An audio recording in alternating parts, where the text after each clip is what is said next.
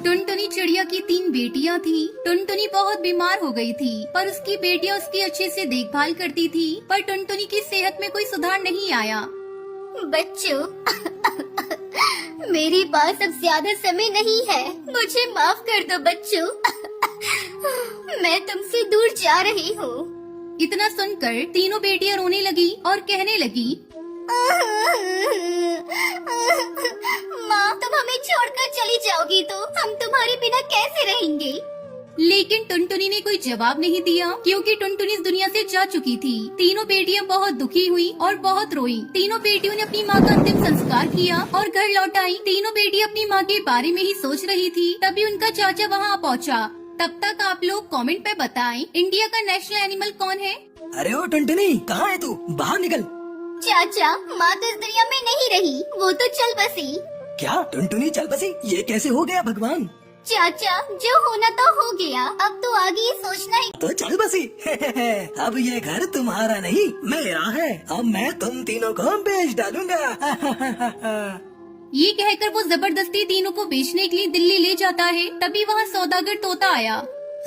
इन तीनों चिड़ियाओं को बेच रहे हो ना? इन तीनों चिड़ियाओं के 3 लाख रुपए मिलेंगे। अगर मंजूर है तो बताओ। इतने कम पैसे क्यों? देखो तो कितनी सुंदर चिड़िया हैं। अभी तो इनकी शादी भी नहीं हुई। मैं इनके पूरे 6 लाख रुपए लूंगा। हाँ ठीक है, ये लो चेक, पूरे 6 लाख का है। चाचा कौए ने पैसे लिए और तीनों बेटियों को छोड़कर वहाँ से चला गया। तीनों बेटियां सौदागर तोते के सामने गिड़गिड़ाने लगी। हमें छोड़ दो, हमें यहाँ से जाने दो। लेकिन निर्दयी सौदागर उनकी कोई बात नहीं मानता, बल्कि उन्हें डरा धमकाकर अपने घर ले जाता है। दीदी, हमें यहाँ से भागने का कोई तो रास्ता निकालना पड़ेगा, नहीं तो हमारी जिंदगी नर्क बन जाएगी।